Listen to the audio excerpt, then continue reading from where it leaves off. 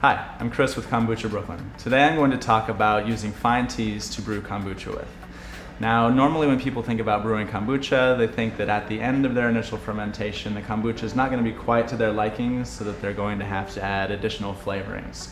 Well, when I start brewing kombucha, I want to avoid that by using fine teas at the outset. And so today I'm going to use some loose leaf teas. The first one is a golden jade oolong, and the second is a white peony white tea. So let's get started. So the first thing to consider when using fine teas for your kombucha brewing is that the teas aren't going to be processed the standard way like most of the teas that we're used to in a tea bag.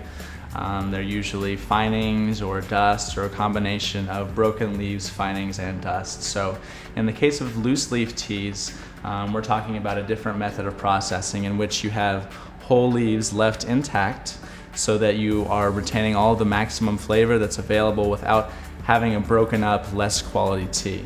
And so this right here is the white peony white tea. White tea is the least processed of teas, and which is why you see lots of leaf particles. It's usually a bud and a few leaves. And white teas are usually the most expensive of the teas that you can find because they are the youngest and are most sensitive to the time that you're plucking them.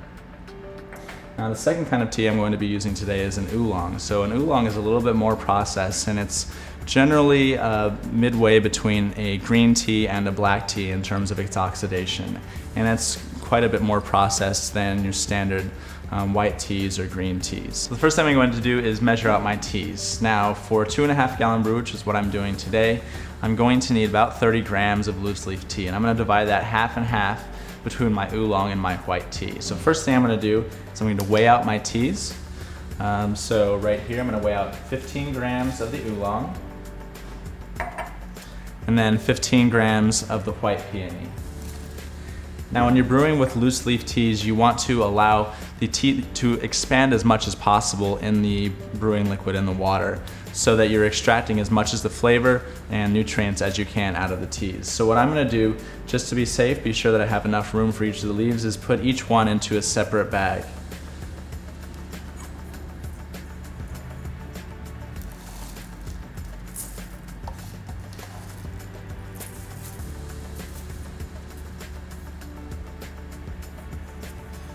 And then once I've got each of the teas in a separate bag, I'm going to go ahead and put them right in the pot. I'm going to pull the drawstring on these and just hang them on the edge of the pot, and then add my boiling water, which I've already got boiled right over here. And really you can add as much boiling water as you want. You just want to remember that when you add your SCOBY to your tea, you don't want to kill the SCOBY with hot water. So you want to be sure it's around 100 degrees or less when you put the SCOBY in.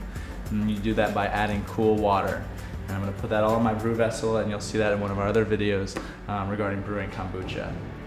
Now, like I said, you continually add hot water until you don't have any more time to wait for it. But lob the tea up and down, be sure that you squeeze it out once you are done letting it sit, and continue with the brewing process from there. So I'm going to go ahead and continue brewing this. In the meantime, go ahead and check out kombuchabrooklyn.com for more information and videos on brewing and flavoring and bottling your kombucha. Thanks.